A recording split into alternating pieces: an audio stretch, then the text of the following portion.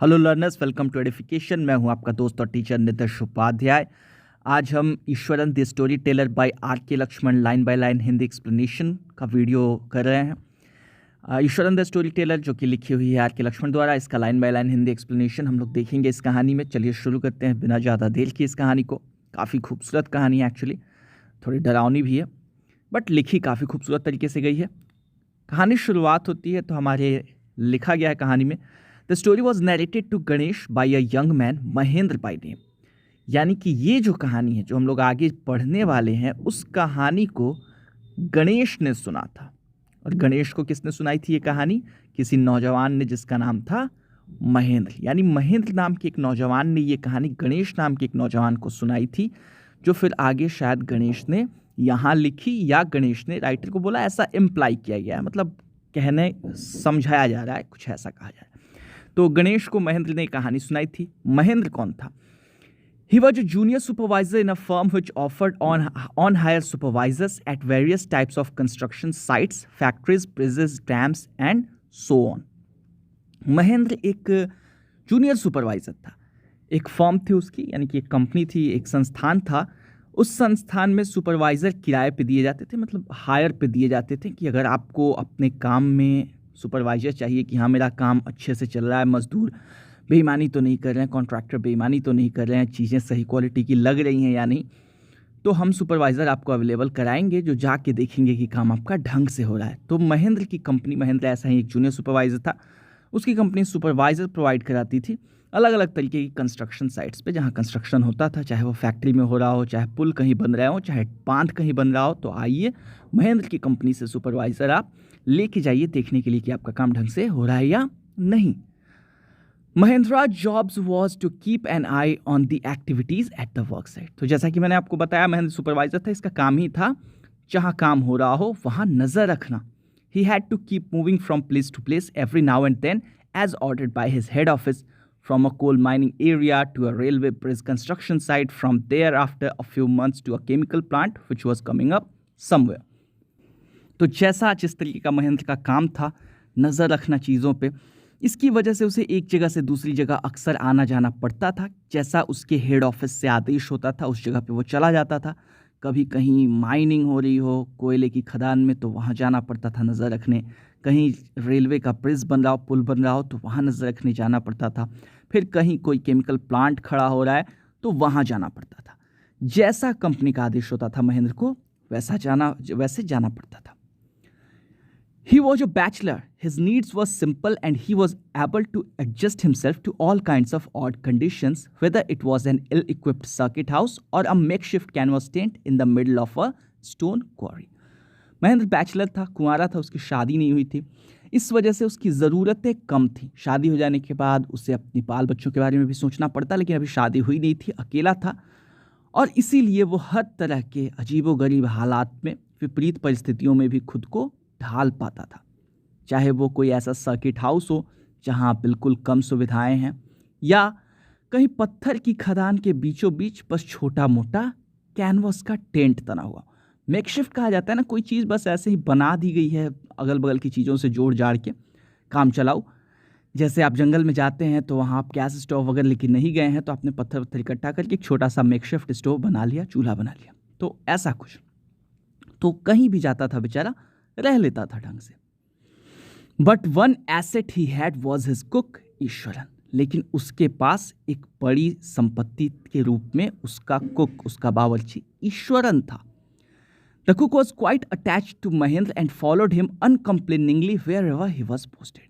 वो जो बावर्ची था ईश्वरन, जो हमारी कहानी का टिचुलर कैरेक्टर है, टिचुलर यानी कि टिटुलर भी लोग पढ़ते हैं, TITULAR, जिसका नाम टाइटल में आया हुआ हो। तो ईश्वरन जो था हमारी कहानी का एक तरीके से प्रोटैगनिस्ट कह लीजिए, वो इसका बावर्ची था महेंद्र का, और काफ़ी महेंद्र से अटैच था, यानी कि काफ़ी जुड़ा हुआ था महेंद्र से, काफ़ी उसे प्रेम था। और इसीलिए अनकम्प्लेनिंगली, बिना शिकायत के, जहाँ भी महेंद्र जाता था वहाँ वो महेंद्र के पीछे पीछे चला जाता था। He cooked for Mahendra, washed his clothes and chatted away with his master at night. वैसे तो ईश्वरन कुक था यहाँ लिखा हुआ है, लेकिन वो सिर्फ कुक का काम नहीं करता था, वो महेंद्र के लिए खाना भी बनाता था, उसके कपड़े भी धोता था और अपने मालिक से यानी महेंद्र से रात में गपशप भी किया करता था। He could weave out endless stories and anecdotes on varied subjects. वो अलग अलग मुद्दों पे अलग अलग कहानियाँ जैसे हवा से बुन देता था, यानी कि हवा में से बस प्रकट कर देता था, तुरंत बना देता था कहानियाँ। Ishwaran also had an amazing capacity to produce vegetables and cooking ingredients seemingly out of nowhere in the middle of a desolate landscape with no shops visible for miles around. ईश्वर में एक और बड़ी खूबी थी, किस चीज़ की? कहीं भी वो लोग जाते थे, एकदम बियावान सुनसान उजाड़ जगह हो जहाँ दूर दूर तक कहीं कोई दुकान ना हो, वहाँ जैसे वो हवा में से सब्जियाँ और खाना बनाने के सामान, कुकिंग इंग्रेडिएंट्स जैसे दाल, तेल, ये सब चीज़ें, मसाले वगैरह, वो हवा में से प्रकट कर देता था जहाँ दूर दूर तक कहीं दुकानें दिखती भी नहीं थी, वहाँ पे he would miraculously conjure up the most delicious dishes made with fresh vegetables within an hour of arriving at the zinc sheet shelter at the new workplace. कहीं भी वो लोग पहुँचते थे, ज़्यादा वहाँ सुविधाएं नहीं हैं, दूर दूर तक दुकान नहीं है, घर भी अच्छा नहीं है, जिंक शीट का शेल्टर है बेसिकली, जिंक शीट जिसको एस्बेस्टस, करकट, टिन, बहुत कुछ कहा जाता है ना, छत पे आपने देखा होगा बहुत लोग छत की जगह उसका यूज़ करते हैं, तो उससे बना हुआ एक घर है, वहाँ ये लोग पहुँचे, दूर दूर तक दुकानें नहीं हैं, और एकाएक क्या करता था ईश्वरन, ऐसी ऐसी सब्जियाँ बना देता था, ताज़ी सब्जियों से बनी हुई ऐसी ऐसी खूबसूरत डिशेस बनाता था, व्यंजन बनाता था, 1 घंटे के पहुँचने के अंदर ऐसा लगता था जैसे वो जादू जानता हो। ठीक है, मिराकुलसली, चमत्कारिक रूप से, कॉन्ज्योर यानी कि हवा में से प्रकट कर देता था बहुत ही सुंदर सुंदर व्यंजन। Mahendra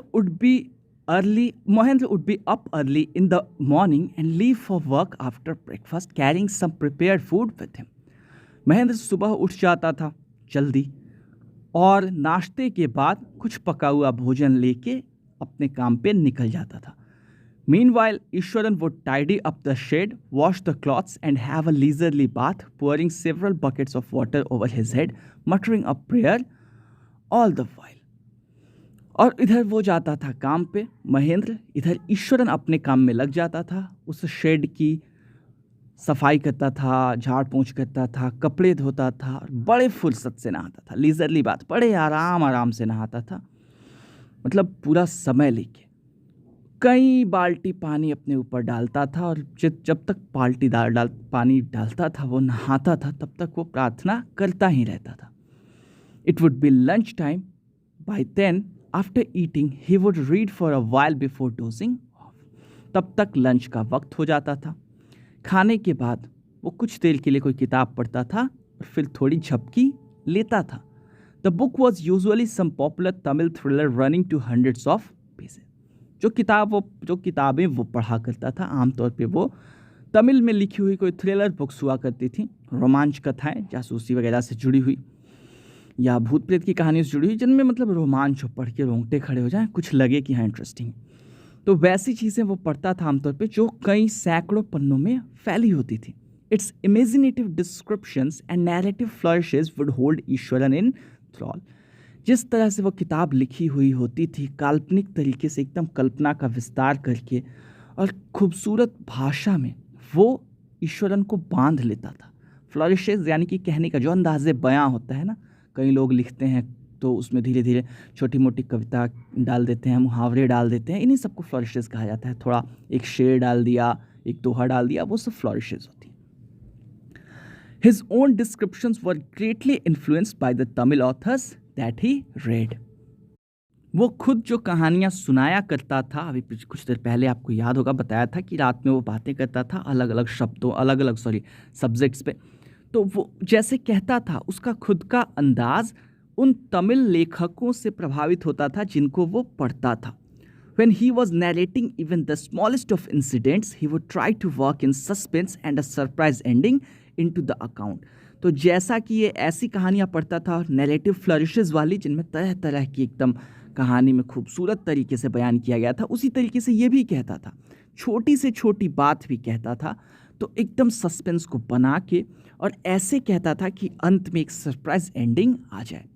For example, instead of saying that he had come across an uprooted tree on the highway, he would say with eyebrows suitably arched and hands held out in a dramatic gesture, "The road was deserted and I was all alone. Suddenly, I spotted something that looked like an enormous bushy beast lying sprawled across the road." तो मैं अब यहाँ पे रुक के आपको बताता हूँ। जैसे एग्जाम्पल के तौर पे देखिए कैसे वो बातों को कहता था, किस तरीके से उसका स्टाइल था। अगर मान लीजिए रास्ते से कभी गया हो हाईवे पे और एक जड़ से उखड़ा हुआ पेड़ तूफान में गिरा हुआ है, तो ये नहीं कहता था कि मैं रास्ते से जा रहा था और एक पेड़ गिरा हुआ था उखड़ के, बल्कि कैसे कहता था, अपने भौं सिकोड़ लेता था एकदम और आंखें बना के, एक्चुअली आर्च्ड का मतलब होता है ना, भौहों को धनुष आकार में कर देता था वो। तो मतलब आंखें बना के, मुंह बना के, और काफ़ी नाटकीय अंदाज में कहता था। सड़क सुनसान थी, मैं अकेला जा रहा था। एकाएक मैंने देखा, ऐसा लगा जैसे कोई बहुत बड़ा सा दैत्य, बुशी बीस्ट, बालों वाला दैत्य, स्प्रॉड यानी कि पसरा हुआ है सड़क पे। I was half inclined to turn and go back. मेरा मन हुआ कि मैं वहाँ से मुड़ के वापस चला जाऊँ, but as I came closer I saw that it was a fallen tree with its dry branches spread out. लेकिन जब मैं पास गया तो मैंने देखा, अरे ये तो गिरा हुआ पेड़ है जिसकी टहनियाँ इधर उधर फैली हुई हैं, सूखी टहनियाँ। Mahendra would stretch himself back in his canvas chair and listen to Iswaran's tales uncritically. Mahendra चुपचाप अपनी कैनवस की कुर्सी पे पसर जाया करता था और बिना कोई कमेंट किए, बिना आलोचना किए ईश्वरन की कहानियाँ सुना करता था। कैसे ये सुना रहा है देखिए आप, सड़क पे पेड़ गिरा हुआ है और पेड़ को इसने दैत्य बना दिया, ठीक है। हालांकि बाद में बताता है कि वो पेड़ था। तो इस तरीके का नाटकीय तरीके से ये कहानियाँ कहता था, लेकिन महेंद्र को कोई दिक्कत नहीं थी, वो सुना करता था इसकी कहानियाँ, क्योंकि ये कहानी एक ऐसे वक्त की है जिस वक्त स्मार्टफोन नहीं हुआ करते थे, टीवी नहीं हुआ करता था, और महेंद्र इधर से उधर जाता रहता था, तो उसके पास ईश्वरन के अलावा और कोई था नहीं। अब कैसी कैसी कहानियाँ सुनाता है ईश्वरन, एक कहानी सुनिए इसकी। The place I come from is famous for timber, Eswaran would begin. Eswaran कहता था कि जिस जगह से मैं आता हूँ, जहाँ मेरा घर है, वो जगह लकड़ी के लिए मशहूर है। There is a richly wooded forest all around, चारों तरफ एक काफ़ी खूबसूरत घना जंगल है। रिचली वुडेड है यानी कि उसमें काफ़ी लकड़ियाँ हैं, पेड़ काफ़ी हैं। The logs are hauled on to the lorries by elephants, और जो लकड़ी के बड़े बड़े लट्ठे होते हैं जिनको लॉग्स कहते हैं, उनको लॉरियों तक ढो के ले जाना, हॉल का मतलब होता है ढो के ले जाना, ये काम कौन करता है? हाथियों से ये काम करवाया जाता है। लॉरी आपने देखी होगी, बड़े बड़े ट्रक होते हैं, लंबे एक्चुअली ट्रक होते हैं वो, और उन ट्रक्स में साइड्स नहीं होते हैं। नॉर्मल ट्रक में आपने देखा होगा वो साइड से पूरा बंद होता है, तो वो नहीं होता, वो खुला होता है। आपने देखा होगा कभी उसमें, उनमें ज़्यादातर हमारे यहाँ लकड़ियाँ, कार्स और ये आते हैं, क्या कहते हैं इनको, मोटरसाइकिल्स। मैं इसका पिक्चर हो सकता है कोशिश करूँगा डालने का वर्ड मीनिंग में, आप लोग देख लीजिएगा। तो खैर वो ऐसा जंगल हमारे यहाँ काफ़ी हैं, और हाथी काम करते हैं लकड़ी ढोने का। They are huge well fed beasts, ये जो हाथी हैं बड़े भयानक, बड़े बड़े दैत्यों की तरह हैं, और काफ़ी खाए पिए, लंबे चौड़े, मोटे तगड़े होते हैं। When they turn wild, even the most experienced Mahouts is not able to control them. जब वो भड़कते हैं, टर्न वाइल्ड का मतलब यहाँ जंगली हो जाना नहीं, जंगली तो वह है, टर्न वाइल्ड का मतलब जब भड़क जाते हैं, तब सबसे अनुभवी महावत आपने देखा होगा, हाथियों के ऊपर जो बैठे होते हैं, उनके ट्रेनर कह लीजिए, उनको देखने वाले, उनके केयर टेकर, उनको चलाने वाले सभी होते हैं ये। तो महावत, सबसे अनुभवी महावत भी भड़के हुए हाथियों को संभाल नहीं पाते। तो after this prologue, Iswaran would launch into an elaborate anecdote involving an elephant. तो पहले ईश्वरन ऐसे इतनी बातें कहता था, और उसके बाद जुट जाता था हाथी से जुड़ी किसी मज़ेदार किस्से को सुनाने में, हाथी से जुड़े किसी मज़ेदार किस्से को सुनाने में। आगे क्या कहता था? One day a tusker escaped from the timber yard and began to roam about. एक बार एक टस्कर यहाँ हाथी के लिए यूज़ हुआ है, क्योंकि उसके टस्क आप लोगों ने देखे होंगे, निकले रहते हैं। तो एक बार एक हाथी टिम्बर यार्ड से, यानी जहाँ लकड़ियाँ इकट्ठा की जाती हैं, वहाँ से निकला, भाग आया, इधर उधर घूमने लगा, बिगैन टू रोम अबाउट, इधर उधर घूमने लगा, stamping on bushes, tearing up wild creepers and breaking branches at will. क्या क्या करने लगा वो? स्टैम्पिंग ऑन बुशेज, झाड़ियों को कुछ चलने लगा, झाड़ियों पे चलने लगा पाँव पटक पटक के। टेयरिंग अप वाइल्ड क्रीपर्स, जो जंगली लताएं थी उनको उखाड़ने लगा और शाखाओं को अपने मन से तोड़ने फोड़ने लगा। You know sir how an elephant behaves when it goes mad. आगे कहता है था ईश्वरन कहानी को बढ़ाते हुए, आपको तो पता ही होगा सर हाथी कैसे व्यवहार करते हैं एक बार वो भड़क जाए तो। Ishwaran would get so caught up in the excitement of his own story that he would get up from the floor and jump about, stamping his feet in emulation of the mad elephant. अब ईश्वरन क्या करता था, अपनी कहानी में ही इतना बह जाता था, अपनी कहानी की उत्तेजना में, कि उठता था फर्श से और इधर उधर दौड़ने कूदने और अपने पैर पटकने लगता था, बिल्कुल वैसे ही जैसे एक जंगली हाथी, भड़का हुआ जंगली हाथी करता है। आगे कहानी सुनाता था। The elephant reach the outskirts of our town, breaking the fences down like matchsticks. तो एक बार हाथी जो निकला हमारे वहाँ, वो हाथी जो भड़क चुका था, अब वो पहुँच गया उखाड़ते हुए चीज़ों को आउटस्कर्ट्स पे, टाउन के आउटस्कर्ट्स पे, यानी शहर के बाहरी किनारे पे। Breaking the fences down like matchsticks, लोगों के घरों की जो चार दीवारियाँ होती थी उनको ऐसे तोड़ने लगा जैसे माचिस की तीलियाँ हों। ही वुड कंटिन्यू, ऐसे कहानी को आगे बढ़ाता था Eswaran. It came into the main road and smashed all the stalls selling fruits, mud pots and cloths. People ran helter-skelter in panic. हाथी आगे बढ़ के मेन रोड पे आ गया और ढेर सारे जो स्टॉल्स लगे हुए थे, दुकानें लगी हुई थी फलों की, मड पॉट्स यानी कि उनकी क्या कहते हैं उनको, मटकों की, कपड़ों की, वो सभी दुकानों को कुचलने लगा, तोड़ने लगा। लोग हेल्टर स्केल्टर इन पैनिक, यानी कि इधर उधर भागने लगे। हेल्टर स्केल्टर का मतलब इधर उधर, इन पैनिक यानी कि डर में, लोग डर के मारे इधर उधर भागने लगे। The elephant now entered a school ground where children were playing. अब हाथी एक स्कूल ग्राउंड में घुसता है, एक स्कूल के कंपाउंड में जहाँ बच्चे खेल रहे थे। Breaking through the brick walls, वो घुसा कैसे, वहाँ की जो दीवार थी ईंटों से बनी हुई उसको तोड़ के।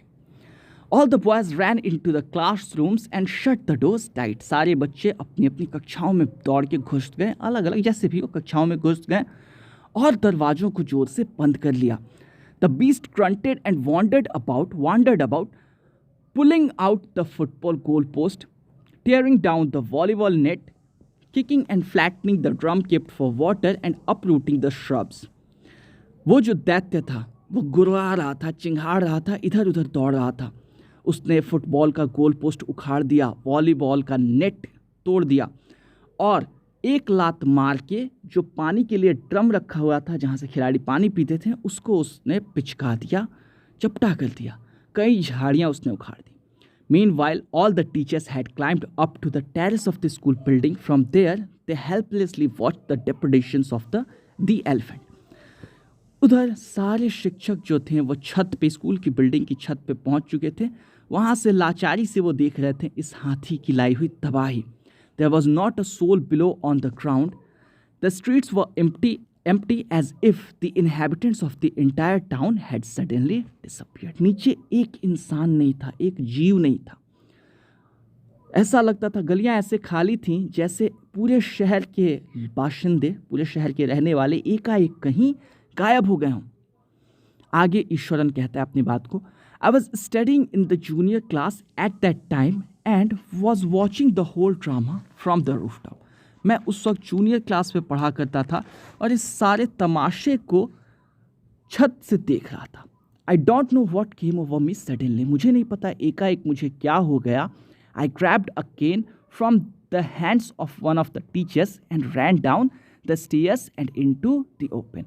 मैंने अपने एकाएक मुझे पता नहीं क्या हो गया, मैंने अपने शिक्षकों में से एक जने के हाथ से एक डंडा लिया और दौड़ के सीढ़ियों से उतर के नीचे खुले में पहुंच गया। The elephant grunted and menacingly swung a branch of a tree which it held in its trunk. हाथी गुर्राया मुझे देख के और बड़े खतरनाक तरीके से उसने एक पेड़ की शाखा मेरी तरफ घुमाई जो उसने अपने ट्रंक में या सूंड में दबा के रखी थी। It stamped its feet, kicking up a lot of mud and dust. उसने अपना पाँव जमीन पे पटका, ढेर सारी धूल और कीचड़ उसने हवा में उछाल दी। It looked frightening. वो डरावना दिख रहा था। But I moved slowly towards it with stick in hand. लेकिन मैं धीरे धीरे इसकी तरफ बढ़ा, stick in hand, actually with का यूज़ नहीं किया गया है, ठीक है। अपने हाथ में बड़ा सा जो डंडा मैंने लिया था टीचर के हाथ से, वो मैं लेके आगे बढ़ा। People were watching the scene, hypnotized from nearby housetops. The elephant looked at me red-eyed, ready to rush towards me. लोग अगल बगल के घरों से, छतों से सम्मोहित तरीके से देख रहे थे। हिप्नोटाइज मतलब एकदम सम्मोहित हो गए हों, जड़ हो गए हों। उनको समझ में नहीं आ रहा था क्या हो रहा है, वो बस देख रहे थे मुझे। हाथी मेरी तरफ अपनी लाल आंखें करके दौड़ने को तैयार था। It lifted its trunk and trumpeted loudly. उसने अपना सूंड उठाया और जोर से चिंघाड़ा। At that moment I moved forward and mustering all my force fact its third toenail on the quick. उसी वक्त मैं तेजी से इसकी तरफ बढ़ा और अपनी पूरी शक्ति लगा के मैंने इसके पाँव की जो तीसरी उंगली थी, अंगूठा था जो कह लीजिए, उसके नाखून पे जोर से मैंने डंडा मारा। The beast looked stunned for a moment, then it shivered from head to foot and collapsed. वो एकाएक ऐसा लगा जैसे वो दैत्य हक्का बक्का रह गया हो, उसे करंट लग गया हो कुछ देर के लिए। फिर एकाएक वो जोर से सर से लेके पांव तक कांपा एंड कोलैप्स्ड और गिर गया। ईश्वरन कहानी में फेंक रहा है कि वो बढ़ा आगे और हाथी के पैर की उंगली पे इसने मारा काफ़ी तो तेज, और हाथी वहीं पे गिर गया। At this point Eswaran would leave the story unfinished and get up mumbling. तो ऐसी कहानियाँ सुना के ईश्वरन इतने पे ही उठ जाता था और कहानी को अधूरा छोड़ के उठ जाता था बुदबुदाते हुए। I will be back after lighting the gas and warming up the dinner. रुकिए, मैं गैस जला के और खाना बना के आता हूँ। अब ये जो गैस यहाँ जला रहा है, आप ये मत समझिए कि जो गैस चूल्हा होता है वो जला रहा है, नहीं, ये पेट्रोमैक्स की बात कर रहा है, ठीक है। तो मैं आता हूँ खाना वाना बना के, खाना वाना गर्म करके और गैस जला के। Mahendra who had been listening with rapt attention would be left hanging। Mahendra जो बेचारा काफ़ी तल्लीनता से काफ़ी कहानी में घुस के कहानी को सुन रहा था, वो बीच में ही लटका रह जाता था, बीच में ही अटका रह जाता था। When he returned, Eswaran would not pick up the thread of the story right away. Mahendra would have to remind him that the conclusion was pending। इधर ईश्वरन जाता था, काम धंधा करके आता था, तो आते ही कहानी नहीं सुनाने लगता था। महेंद्र को उसे याद दिलाना पड़ता था कि अरे कहानी तो तुमने ख़त्म की ही नहीं, अभी कहानी का अंत तो बाकी है। अब ईश्वरन आगे कहानी को बढ़ाता था, कहता था, well a veterinary doctor was summon to revive the animal. Ishwaran would shrug casually. 2 days later it was led away by its mahout to the jungle। Eswaran कंधे उचकाता था, लापरवाही से कहता था, अरे ज़्यादा कुछ नहीं हुआ। पशु चिकित्सक एक आए, एक मवेशियों के डॉक्टर साहब आए, उनको बुलाया गया, समन्ड है, तो बुलाया गया उन्हें जानवर को होश में लाने के लिए, और 2 दिनों के बाद महावत उसको जंगल में ले गया। Well how did you manage to do it Ishwaran, how did you bring down the beast. अब महेंद्र को तो पता ही होगा अंदर से कि ये फेंक रहा है, लेकिन फिर भी महेंद्र कहानी के फ्लो को बनाने के लिए और ईश्वरन का दिल रखने के लिए पूछता था, अच्छा ईश्वरन तुम ये तो बताओ कैसे किया तुमने ऐसा, कैसे तुमने उस दैत्य को नीचे गिरा दिया। It had something to do with Japanese art I think sir. कहता है ईश्वरन, देखिए कैसे कैजुअली कहता है, मुझे पता नहीं, मुझे लगता है सर कि कोई जैपनीज कला थी, मुझे पता, कराटे और जुजुत्सु इट्स कॉल्ड, शायद कराटे या जुजुत्सु थी। I had read about it somewhere, मैंने कहीं पढ़ा था इसके बारे में। It temporary paralyses the nervous system. You see, देखिए ऐसा है कि ये जो कला है, इससे मनुष्य या जानवर कोई भी हो, इनका नर्वस सिस्टम यानी स्नायु तंत्र थोड़ी देर के लिए पैरालाइज हो जाता है। इस तरीके से ईश्वरन अपनी बात को बताता था। कोई भी समझ सकता है कि ये झूठी बात है, वो साफ कह रहा है कि मैंने सीखी भी नहीं, मतलब बातों से पता चल रहा है। ये कहता है कि it has something to do with Japanese art. I think ऐसा लगता है किसी जैपनीज आर्ट का कमाल था, शायद कराटे या जुजुत्सु। इसको पता भी नहीं कि कौन सी चीज़ है, यानी किसी ने सीखा तक नहीं ढंग से, और फिर वो उससे हाथी को पैरालाइज कर देता था। साफ साफ पता चला है कि ये फेंक रहा है। कहानी का नाम ही Iswaran the storyteller. The storyteller के कई मतलब होते हैं, एक तो किस्सेबाज सिंपली हिंदी में कहा जाता है, वैसे फेंकू हो सकता है, और कहानियाँ कहने वाला भी हो सकता है। तो बेसिकली इसको हम लोग यहीं पे रोकते हैं क्योंकि ज़्यादा लंबा वीडियो अच्छा नहीं लगता। पार्ट 1 है ये, पार्ट 2 मैं आपको दे दूंगा, साथ में कोशिश करूंगा, अगर ना मिले तो आप अगले दिन सेम टाइम पे चेक कर लें। तो मिलते हैं उसमें, तब तक के लिए stay safe, take care and keep learning. उम्मीद करता हूँ आपको ये लेसन समझ में आया होगा। अगर ऐसा है तो प्लीज़ लाइक का बटन दबाइए, वीडियो अच्छा लगा हो तो, और साथ में नीचे कमेंट करके हमें ज़रूर बताइए अगर वीडियो नहीं पसंद आया, या आप ये भी बता सकते हैं कि आप आने वाली वीडियोस में क्या चाहते हैं। शेयर ज़रूर कीजिए अपने दोस्तों के साथ अगर पसंद आया हो, और सब्सक्राइब ज़रूर कीजिए हमारे चैनल को।